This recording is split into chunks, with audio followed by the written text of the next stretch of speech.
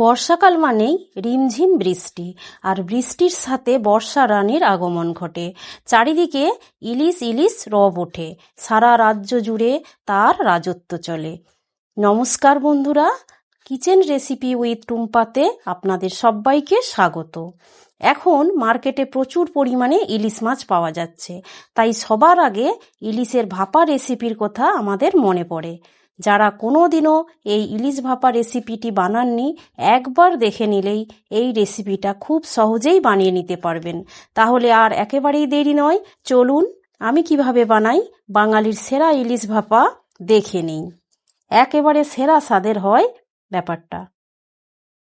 প্রথমেই দেখুন, আমি একটা মাঝারি সাইজে ইলিশ মাছ নিয়েছি। এখন আপনাদের চলুন কেটে দেখাই।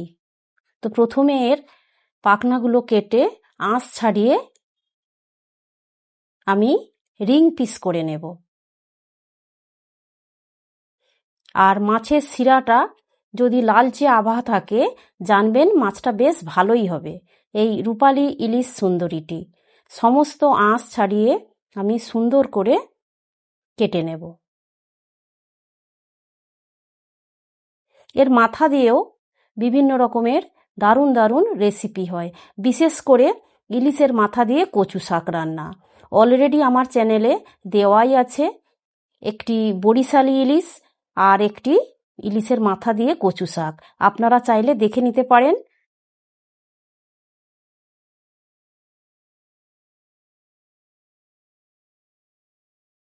ইলিশ মাছ আমি বাজারে কাটাই না, ওরা অনেক কিছু বাদ দিয়ে দেয় আর এর সম্পূর্ণ তেল টেল ফেলে দেয়।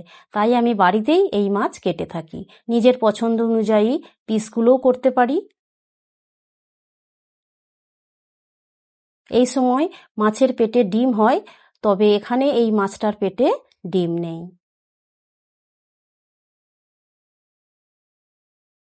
আর মাছের যখন ডিম আসে, মাছের স্বাদটা অল্প হলেও কমে যায়, তবে সেক্ষেত্রে ডিমের স্বাদটা চলে যায়। যাক, সেসব কথা। এবার আমি খুব ভালো করে ধুয়ে নেব। তো ধুয়ে নিয়ে চলে এসেছি। এবার মাছগুলো আমি লবণ ও হলুদ দিয়ে মেখে নেব।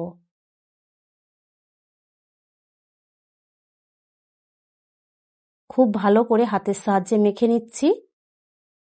সব মাছগুলো আমি আজকে রাঁধবো না, এখান থেকে আমি গোটা চারেক পিস তুলে ভাপাটা করে আপনাদের দেখাবো।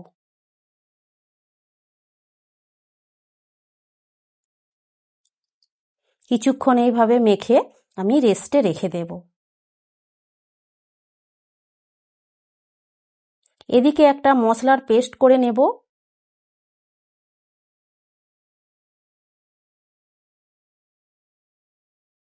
তো তার জন্য আমি এখানে 1 চামচ রাই সর্ষে, 2 চামচ সাদা সর্ষে,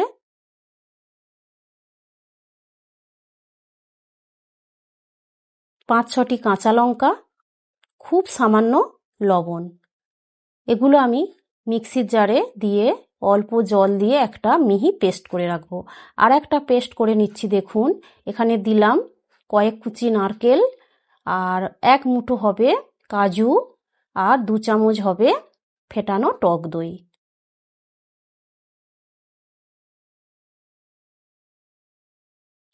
টক দইয়ের বাটি ধুয়ে জল দিলাম। এবার আমি একটা মিহি পেস্ট করে রাখবো।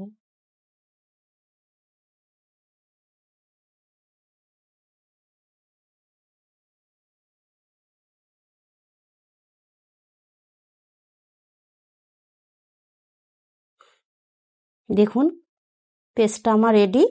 এবার যেটা করব, একটা টিফিন বক্সে 4 পিস মাছ তুলে নিয়েছি। এই বক্সেই ভাপাটা রেডি হবে। ভাপাটা আমি তৈরি করব। তো আপনারা মাছের পরিমাণ বাড়ালে মশলার পরিমাণ সেক্ষেত্রে বাড়িয়ে নেবেন। প্রথমে সর্ষের পেস্টটা দিয়ে নেব, পরে দই, বাদাম ও নারকেলের পেস্টটা দিয়ে দেব। স্বাদ অনুযায়ী দেব লবণ, 1/2 টিস্পুন হবে, আর সামান্য হলুদের গুঁড়ো। আর স্বাদের ব্যালেন্সের জন্য দেব সামান্য করে চিনি।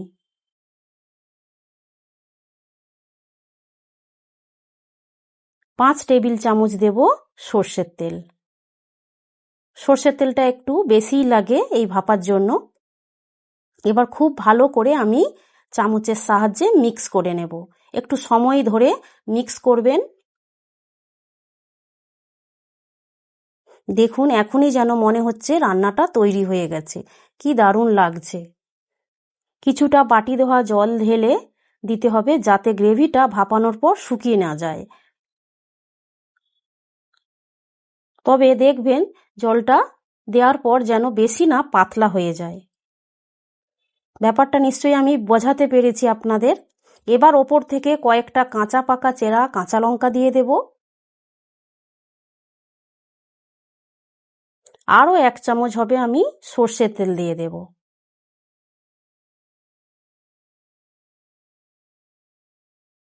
সর্ষের তেল দিয়ে টিফিনের কৌটোটার মুখ বন্ধ করে ভাপাতে চলে যাব। তো মাছ ভাপানোর জন্য একটি কড়াইতে জল দিয়ে দেব, তার ওপর একটা গোল স্ট্যান্ড বসিয়ে টিফিন কৌটোটা বসিয়ে দেব। জলটা এমনভাবে দেবেন যাতে কৌটোর তলা পর্যন্ত ঠেকে থাকে, উপড়ে না চলে আসে, তাহলে আবার জল ঢুকে যেতে পারে। তো আমার এখানে ভাপাতে সময় লেগেছে 15 মিনিট। তো আমি 15 মিনিট পর আপনাদের কড়া থেকে নামিয়ে দেখাচ্ছি। দেখুন কি লোভনীয় হয়েছে ব্যাপারটা, আর কি দারুণ সেন্ট বেরিয়েছে। ক্যামেরার ওপার থেকে আপনারা হয়তো পাচ্ছেন না, বাট ইমাজিন তো করতে পাচ্ছেন কি অসম্ভব সুন্দর লাগছে। দেখুন, দেখেই তো আমি আর স্থির থাকতে পারছি না, খুবই কঠিন হয়ে পড়ছে। ভাত বেড়ে নিয়ে চলে এলাম। গরম গরম ধোঁয়া ওঠা ভাতে এই রকম একটা হাই লেভেলের স্টিম ইলিশ থাকলে আর কি চাই বলুন বাঙালিদের কাছে। কোনো কথা হবে না, যে কোনো দিনে বা উৎসব অনুষ্ঠানে বাড়িতে আপনারা বানিয়ে খান ও খাওয়ান। সবাইকে ধন্যবাদ। ভালো থাকবেন, সুস্থ থাকবেন।